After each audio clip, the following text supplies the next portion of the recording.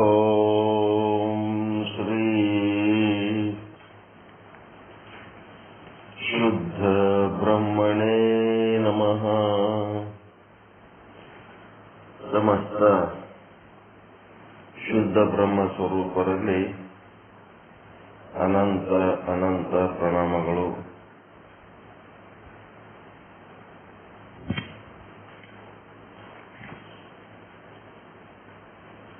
ಶ್ರೀ ವಿಚಾರ ಸಾಗರ 4ನೇ ತರಂಗ ಉತ್ತಮ ಅಧಿಕಾರಿಗೆ ಉಪದೇಶ 111ನೇ ವಿಷಯಾಂಕ. ಶುಭ ಸಂತತಿ ಮಹಾರಾಜ ತನ್ನ ಮನದ ಇಂಗಿತವನ್ನ 3 ಜನ ಮಕ್ಕಳಿಗೆ ಹೇಳ್ತಾ ಇದ್ದ. ಆ 3 ಜನ ಮಕ್ಕಳು ಈ ಲೌಕಿಕ ಮಕ್ಕಳಿದ್ದಂಗೆ ಇರಲಿಲ್ಲ. ಅವು ಸದ್ಬುದ್ಧಿಯ ನಿಧಿಗಳೇ ಆಗಿದ್ದು. ಸದ್ಬುದ್ಧಿ ಇರಬೇಕು, ಬುದ್ಧಿ ಇರಬಾರದು. ಬುದ್ಧಿ ಇತ್ತಂತಂದ್ರೆ ಏನಾಗ್ತದ? ಭೇದ ಭಾವ. ಬುದ್ಧಿ ಮಾಡೋ ಕೆಲಸನೇ ಭೇದ ಭಾವ. ಅವರು ಚಲೋ, ಇವ್ರು ಕೆಟ್ಟ, ಅವರೇ ಬೇರೆ, ನಾವೇ ಬೇರೆ. ಬುದ್ಧಿ ಅನ್ನೋದೇನು ಒಳ್ಳೇದಲ್ಲ, ಅದು ಜಡವಸ್ತು. ಎಲ್ಲ ಡಿವೈಡ್ ಮಾಡೋ ಕೆಲಸನೇ ಇದು ಮನುಷ್ಯನ ಕೆಲಸ. ಮನಸ್ಸು, ಬುದ್ಧಿ, ಚಿತ್ತ, ಅಹಂಕಾರ ಏನದ ಎಲ್ಲ ಡಿವೈಡ್ ಮಾಡ್ತದೆ. ಬ್ರಹ್ಮ ಬೇರೆ, ಭಕ್ತ ಬೇರೆ, ಭಗವಂತ ಬೇರೆ, ಗುರು ಬೇರೆ, ಶಿಷ್ಯ ಬೇರೆ, ಜಗತ್ತು ಬೇರೆ, 84 ಲಕ್ಷ ಜೀವರಾಶಿ ಬೇರೆ, ಎಲ್ಲ ಭೇದ ಮಾಡಿ ತೋರ್ಸೋದೇ ಇದು ಮನಸ್ಸು. ಈ ಮನಸ್ಸನ್ನ ಇಲ್ಲದಂಗೆ ಮಾಡ್ಬೇಕು. ಮನೋಲಯ ಆಯ್ತು ಅಂತಂದ್ರೆ ಎಲ್ಲನೂ ಒಂದೇ ಆಗ್ತವೆ. ಹಿಂಗಾಗಿ ಬುದ್ಧಿ ಅನ್ನೋದು ಏನು ಒಳ್ಳೆ ವಸ್ತು ಅಲ್ಲದು, ಭೇದ ಮಾಡಿ ತೋರ್ಸಂತದ್ದು. ಅಭೇದ ಈ ಮೋಕ್ಷಕ್ಕೆ ಅಡ್ಡಿಯಾಗದೇ ಇದು ಮನಸ್ಸು, ಬುದ್ಧಿ, ಚಿತ್ತ, ಅಹಂಕಾರ. ಆ ಮೋಕ್ಷಕ್ಕೆ ಹೋಗ್ಬೇಕಾದ್ರೆ ಮನಸ್ಸು ಹಿಡ್ಕೊಂಡೇ ಹೋಗ್ಬೇಕು. ಹೋಗಿ ಏನ್ ಮಾಡ್ಬೇಕು? ಒಂದು ಟೈಮ್ನಾಗ ಅದು ಮನಸ್ಸು ಬಿಟ್ಟು ಬಿಡಬೇಕು. ಬಿಟ್ಟಾಗಿ ಮತ್ತೆ ನಮ್ಗೇನಾಗ್ತದ? ಮೋಕ್ಷ ಆಗ್ತದೆ. ಈ ಮನಸ್ಸು ಅನ್ನೋದು ಹೆಂಗದಂತಂದ್ರೆ ಅದು ಬಹಳ ಬೆರಕೆದು. ಅದು ಏನು ನೀವೇನಷ್ಟು ಸರಳ ಇಲ್ಲ ಅದಕ್ಕೆ. ನೀನು ಏನಾರೇ ತತ್ವಜ್ಞಾನಿ ಆಗಿ ಯೋಗಿ ಪುರುಷ ಆಗಿಬಿಟ್ಟೆ ಅಂತಂದ್ರೆ ನಂದೇನ್ ಕೆಲಸ, ನಾನು ಇಲ್ಲದಂಗೆ ಆತೀನಲ್ಲ ಅಂತೇಳಿ ಅದು ಯಾವಾಗಲೂ ನಿಮ್ಮನ್ನ ಅದರಿಂದ ತಪ್ಪಿಸಿ, ಯೋಗಿ ಆಗೋದ್ರಿಂದ ತಪ್ಪಿಸಿ ನಿಮ್ಗೇನ್ ಮಾಡ್ತದ? ಜ್ಞಾನ ಯೋಗಿ, ನಾ ಹೇಳೋ ಯೋಗಿ ಇದು ಅಲ್ಲ, ಧ್ಯಾನ ಯೋಗಿ ಅಲ್ಲ, ಜ್ಞಾನ ಯೋಗಿ. ಅದನ್ನೆಲ್ಲ ತಪ್ಪಿಸಿ ನಿಮಗೆ ದಾರಿ ತಪ್ಪಿಸಿ ಮತ್ತೆ ಲೌಕಿಕತೆ ತಂದು ಒಗಿತಿರ್ತದೆ. ಯಾವಾಗ ನೀವು ಸ್ಟ್ರಾಂಗ್ ಆಗ್ತಿರಲ್ಲ, ಸ್ಟ್ರಾಂಗ್ ಆದಾಗ ಬುದ್ಧಿ ಏನ್ ಮಾಡ್ತದಪ್ಪ ಅಂತಂದ್ರ ಒಂದು ಕಾಂಪ್ರಮೈಸಿಗೆ ಬರ್ತದ. ಏನಪ್ಪ ಅಂತಂದ್ರೆ 2 ಪೋರ್ಷನ್ ಮಾಡಿಬಿಡಮ್ಮ. ಒಂದು ಕಡೆ ನೀನ್ ಹಿಂಗೆ ಸತ್ಸಂಗ ಕೇಳ್ಕೋತ, ಸತ್ಸಂಗದಾಗ ತಲೆ ಹಾಕೋತ, ಸತ್ಸಂಗದಾಗ ಗುರುಗಳು ಏನಾರ ಹೇಳು ಅಂತಂದ್ರೆ 4 ಮಾತು ಬರೆದು ಓದಿ ಹೇಳ್ಕೋತ ಅದನ್ನು ಮಾಡಮ್ಮು, ಮತ್ತ ಈ ಕಡೆ ಇದನ್ನು ಮಾಡಮ್ಮು, 2 ಮಾಡಮ್ಮ ಅಂತ. ಅನ್ನ ಮಣ್ಣ 2 ಕಲಿಸಿ ತಿನ್ನಮ್ಮು. ನೀನೇನು ಅದು ಮಾಡ್ಲಕ್ ನಾನ್ ಬ್ಯಾಡ ಅನ್ನಂಗಿಲ್ಲ ಅಂತೇಳಿ ಮನಸ್ಸು ಏನ್ ಮಾಡ್ತದ? ಇಲ್ಲಿ ಸ್ವಲ್ಪ ಹೊತ್ತು ಕೂತು ನಾಟಕ ಮಾಡ್ತದ. ಈ ಕಡೆನೂ ಕುಂದಿರ್ತದ, ಸತ್ಸಂಗನು ಬಂದು ಕೂತು ನಾಟಕ ಮಾಡ್ತದ. ಅದ್ರದ ನೋಡ್ರಿ, ಮನವನ್ನ ಎದುರಿಟ್ಟು ನೋಡ್ಬೇಕಂತ ನಿನ್ನೆ ಹೇಳಿದ್ರೆ ಪಂಚಕೋಶದೊಳಗ ಎದುರಿಟ್ಟು ನೋಡ್ಬೇಕಂತ ಹೇಳ್ತಾರ. ಎದುರಿಟ್ಟು ನೋಡ್ಬೇಕಂತಂದ್ರೇನು? ಸಪರೇಟ್ ಟಿವಿ ಹೆಂಗ್ ನೋಡ್ತೀರಿ ನೋಡ್ರಿ ನಿಮ್ಮ ಮನಸ್ಸನ್ನ ಒಂದ್ ಸ್ವಲ್ಪ.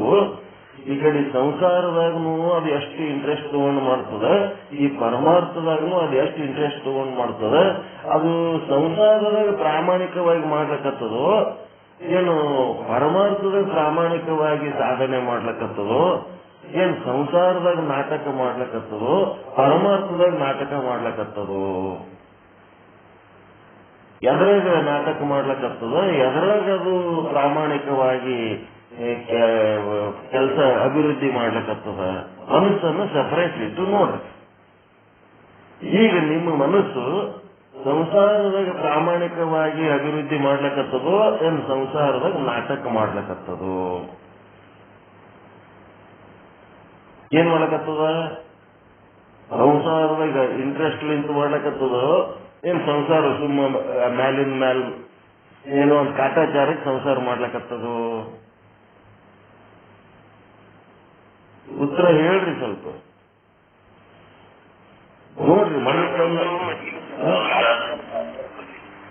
ಸಂಸಾರದ ಪ್ರಾಮಾಣಿಕವಾಗಿ ಮಾಡ್ಲಕತ್ತದದು. ಈ ಸತ್ಸಂಗ ಎಲ್ಲ ಕಾಟಾಚಾರಕ್ಕೆ ಮಾಡ್ಲಕತ್ತದ. ಏನು ತರದ್ ಬರೋದು ಇಲ್ಲ ಅಂದ್ರೂ ಒತ್ತಿ ಕೇಳ್ತದೆ. ಹೆಣ್ತಿಗೆ ಏನಾರ ತರ್ಬೇಕೇನು, ಏನಾರ ಬರ್ಬೇಕೇನು, ಮಗನಿಗೂ ಏನೂ ಇಲ್ಲ, ಸುಮ್ ತನ್ನ ತಾಯಿ ತಾನಿದ್ರೆ ಬಾ ಬಜಾರ್ಕ್ ಹೋಗಮ್, ನಿಂಗೆ ಏನಾರ ಬೇಕಿದ್ರೆ ಕೊಡಿಸ್ತೀನಿ ಬಾ ಕರ್ಕೊಂಡು ಹೋಗ್ತದವು. ಎಷ್ಟು ಪ್ರಾಮಾಣಿಕವಾಗಿ ಆ ಸಂಸಾರ ಸಂತೋಷವಾಗಿ ನೆಮ್ಮದಿಯಿಂದ ಇಡಬೇಕಂತ ಎಷ್ಟು ಪ್ರಯತ್ನ ಪಡ್ತದೆ. ಪಾರಮಾರ್ಥಿಕವಾಗಿ ನಾನು ಆನಂದವಾಗಿರ್ಬೇಕು, ನನ್ನ ಸಾಧನೆ ಒಳಗೆ ನಾ ಮುಳುಗಿರ್ಬೇಕು, ನನ್ನ ಅಧ್ಯಯನ ನನ್ನ ಗುರು ಹೇಳಿದ ವಾಕ್ಯಗಳನ್ನ ಕೇಳಿ ಅದನ್ನ ಮೆಲುಕು ಹಾಕ್ಬೇಕು, ಒಂದು 4 ಅಕ್ಷರ ಬರ್ಕೋಬೇಕು. ಗುರುಗಳು ಹೇಳ್ತಾರ ಅದಕ್ಕೆ ಕೇಳಿದಾಗ ನಾವೊಂದಿಟ್ಟು ಹೇಳಂತ ಸಾಮರ್ಥ್ಯ ಇರ್ಬೇಕಂತ ಹೇಳಿ ಮನಸ್ಸು ಹಂಗ ತಯಾರಾಗ್ಲಕತ್ತದೋ. ಸಂಸಾರದೊಳಗೆ ಪ್ರಾಮಾಣಿಕವಾಗಿ ಮಾಡ್ಲಕತ್ತದೋ, ನಾಟಕ ಮಾಡ್ಲಕತ್ತದೋ. ಏನ್ ಮಾಡ್ಬೇಕು ಈಗ? ಅದು ಪ್ರಾಮಾಣಿಕವಾಗಿ ಸಂಸಾರ ಮಾಡ್ಬೇಕು, ನಾಟಕ ಮಾಡ್ಬೇಕು ಸಂಸಾರದಾಗ. ಹ್ಯಾಂಗಿದ್ರೆ ಇದು ಮೋಕ್ಷಕ್ಕೆ ಹೋಗ್ತೀವಿ. ಹೋಗ್ಬೇಕಾದ್ರೆ ಸಂಸಾರದಾಗ ನಾಟಕ ಯಾವಾಗಿರ್ಬೇಕು? ನಾಟಕ ನಾಟಕ ಕರ್ನಾಟಕ ಅಂದ್ರೆ ನಾಟಕ ಮಾಡು ಸಂಸಾರದೊಳಗ. ಎಲ್ಲರ ಜೊತೆಗೆ ಪಾತ್ರ ವಹಿಸು, ಕರೆ ತಿಳ್ಕೋಬೇಡ. 3 ತಾಸು ನನ್ನ ಸಂಗಟ್ ಕೈ ಹಿಡಿದು ಕುಣಿದಿದಿ, ನಡಿ ಮನಿಗೆ ಹೋಗಂದ್ರೆ ಬರ್ತಾಳೆ ಏನಕ್ಕೆ? ನಿನ್ ಸಂಗಟ್ ಕುಣದಕ್ಕೆ ನಾಟಕದಾಗ ಖಾಲಿ ನಾನೇ ಕಟ್ತೀನಿ ನಾಟಕದಾಗ, ನಿನ್ ಕೊಳ್ಳೆಗೆ ನಡಿ ಮನಿಗೆ ಹೋಗಂದ್ರೆ ಬರ್ತಾಳೆ ಏನಕ್ಕೆ? ಆಕೆ ನಾಟಕದಾಗ ಹ್ಯಾಂಗ್ ಬರಂಗಿಲ್ಲ. ಈಗ ಮನೆಯಾಗ ಇದ್ದಾಕಿನ ಈಗಿನ ನಾಟಕದಕ್ಕಿನೇ ಈಗ ನಿನ್ ಸಂಗಟ್ ಬರ್ತಾಳೇನು? ಕಡೆಗೆ ಸಾಯ ಟೈಮ್ನೊಳಗೆ ನಡಿ ನನ್ನ ಸಂಗಟ್ ಕುಣಿಯಾಗ ಮಾಡ್ಕೊಂಡ್ರೆ ಬರ್ತಾಳೇನಕ್ಕೆ? ಇದು ನಾಟಕದಕ್ಕಿನೇ. ಈ ಸಂಬಂಧನೂ ನಾಟಕನೇ. ಆ ಸಂಬಂಧ ಎಷ್ಟು ನಾಟಕೀಯ ಅದ, ಇದನ್ನು ಅಷ್ಟೇ ನಾಟಕ. ಯಾರು ಯಾರಿಗೆ ಸಂಬಂಧ ಇಲ್ಲ, ಆದ್ರೂ ಒಂದು ನಾಟಕ ಮಾಡಬೇಕಾಗ್ಯದ ಕರ್ನಾಟಕ. ಆದ್ರ ಪರಮಾರ್ಥದೊಳಗ ಕರ್ನಾಟಕ ಮಾಡಬೇಡ, ಮೋಸ ಮಾಡಬೇಡ. ನೀನೇ ಮೋಸ ಮಾಡ್ಕೊಂಡಂಗ ಆಧ್ಯಾತ್ಮ ಸಾಧನೆ ಒಳಗ ನೀನು ಹಿಂದ್ ಬಿದ್ದಿ ಅಂದ್ರೆ ನೀನೇ ಮೋಸ ಮಾಡ್ಕೊಂಡಂಗ, ನಿನ್ನ ತಲೆ ಮೇಲೆ ನೀನೇ ಕಲ್ಲು ಹಾಕೊಂಡಂಗ, ನಿನ್ನ ಕಾಲ ಮೇಲೆ ನೀನೇ ಕಲ್ಲು ಹಾಕೊಂಡಂಗ, ನಿನ್ನ ಚರ್ಕ ನೀನೇ ಕೆದರ್ಕೊಂಡು ಬಿದ್ದಂಗ ಅಷ್ಟೇ. ಆಧ್ಯಾತ್ಮದೊಳಗ ನೀವು ನಾಟಕ ಮಾಡಿದ್ರಿ ಅಂತಂದ್ರ ಅದೇನದ, ಗುರುಗಳ ಮುಂದೆ ಕೂತು ಎಲ್ಲ ತಲೆ ಹಾಕೋದು ಹೂ ಅನ್ನೋದು ಒಳಗ ಅದೇ ದುರ್ಬುದ್ಧಿ ಇಟ್ಕೊಂಡಿರೋದು. ಹಂಗಿತ್ತಂದ್ರ ಅದು ನಿಮ್ ತಲೆ ಮೇಲೆ ನೀವೇ ಕಲ್ಲು ಹಾಕೊಂಡಂಗೆ. ಆ ಗುರುಗಳಿಗೆ ಏನಾಗಲ್ಲ, ದೇವ್ರಿಗೆ ಏನಾಗಲ್ಲ, ನೀವೇ ಹಿಂದೆ ಬೀಳ್ತೀರ ಅಷ್ಟೇ. ಏನಾಯ್ತು? ಸಂಸಾರದಾಗ ಹೆಂಗಿರಬೇಕು, ಪರಮಾರ್ಥದಾಗ ಹೆಂಗಿರ್ಬೇಕು? ಪ್ರಾಮಾಣಿಕವಾಗಿ ಸಾಧನೆ ಮಾಡಬೇಕು. ಪರಮಾರ್ಥದಾಗ ನಾಟಕ ಮಾಡಿದ್ರೆ ನಡೆಯಂಗಿಲ್ಲ. ಸಂಸಾರದೊಳಗೆ ನಾಟಕನೇ ಮಾಡಬೇಕು. ಸುರಕ್ಷಿತವಾಗಿ ಎಲ್ಲರೂ ಸಂತೋಷ ಪಡಂಗ, ಊರ್ ಮಂದಿ ಸಂತೋಷ ಪಡಂಗ ನಾಟಕ ಮಾಡಬೇಕು. ಏನ್ ಸಂಸಾರ, ಏನ್ ಚಲೋ ಮಾಡ್ಕೊಂಡು ಊರ್ ಮಂದಿ ಸಂತೋಷ ಪಟ್ರ ನಾಟಕ ಮಾಡುವವನಿಗೆ ಏನ್ ಬಂತು? ಏನಿಲ್ಲ, ಹಿಂಗಿರ್ತು. ಅದಕ್ಕೆ ಸಂಸಾರ ಏನ್ ಮಾಡ್ಬೇಕು? ಎಲ್ಲರಿಗೂ ಸಂತೋಷ ಪಡಂಗ ಸಂಸಾರ ಮಾಡಬೇಕು, ನಾಟಕ ಮಾಡಬೇಕು. ಪಾರಮಾರ್ಥಿಕ ಸಾಧನೆ ಪ್ರಾಮಾಣಿಕವಾಗಿ ಮಾಡಬೇಕು. ಇವ್ರೇನಿದ್ರು 111ನೇ ತರಂಗದೊಳಗ ತನ್ನ ಮನದ ಇಂಗಿತವನ್ನ ಶುಭ ಸಂತತಿ ಮಹಾರಾಜ 3 ಮಕ್ಕಳಿಗೆ ಹೇಳಿದ್ದ. ಅಲ್ಲಿ ಸದ್ಬುದ್ಧಿ ನಿಧಿಗಳು, ಮಕ್ಕಳು ಸದ್ಬುದ್ಧಿ ನಿಧಿಗಳಾಗಿರ್ಬೇಕು. ಅದಕ್ಕೆ ಸನ್ನಿಧಿ ಅಂತಾರೆ. ಸನ್ನಿಧಿ ಅಂದ್ರೇನು? ಸದ್ಬುದ್ಧಿ ನಿಧಿಗಳು. ಆಧ್ಯಾತ್ಮವನ್ನ ಚೆನ್ನಾಗಿ ಅರಿತಂತವ್ರು ಸದ್ಬುದ್ಧಿ ನಿಧಿಗಳು.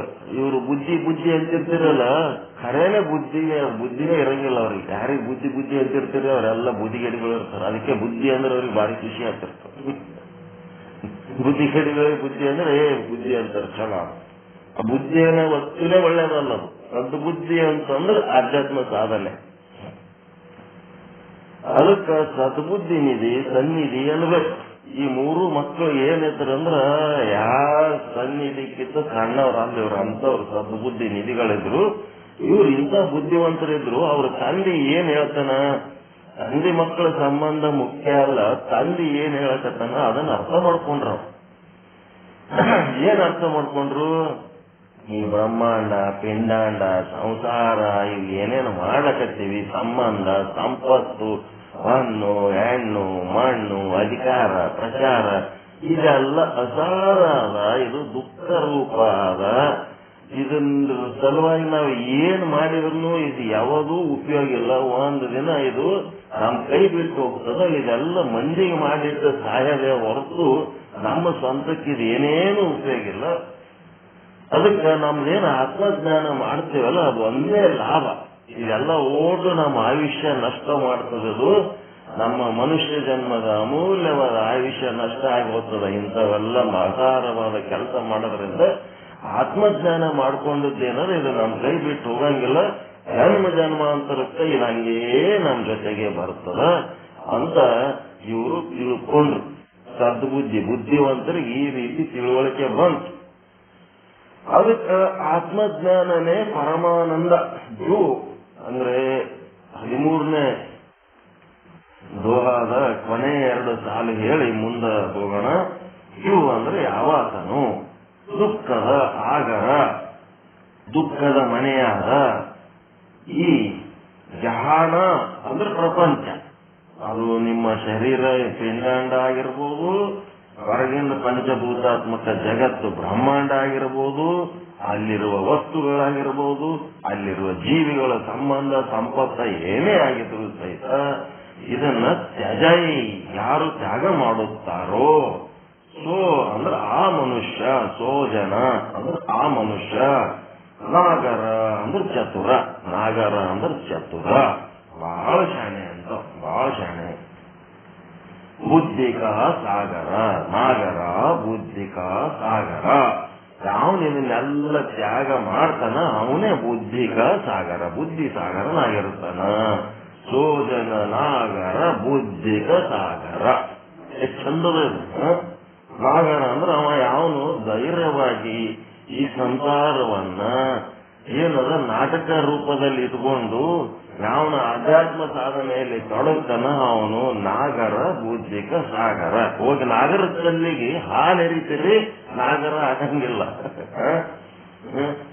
ನಾಗರ ಅಂತಂದ್ರೆ ಈ ಜಗತ್ತನ್ನ ತ್ಯಾಗ ಮಾಡಿದವಂತ ಜಾಣ, ಅದರ ಮೇಲೆ ವೈರಾಗ್ಯ ತಾಳಿದಂತ ಜಾಣ ನಾಗರ. ಅವನೇ ಬುದ್ಧಿಕ ಸಾಗರ, ಜಾಣ, ಸದ್ಬುದ್ಧಿ ನಿಧಿ ಅಂತ ತಿಳಿಯಬೇಕು. ಆದ್ದರಿಂದ ನಾವೇನ್ ಮಾಡ್ಬೇಕು?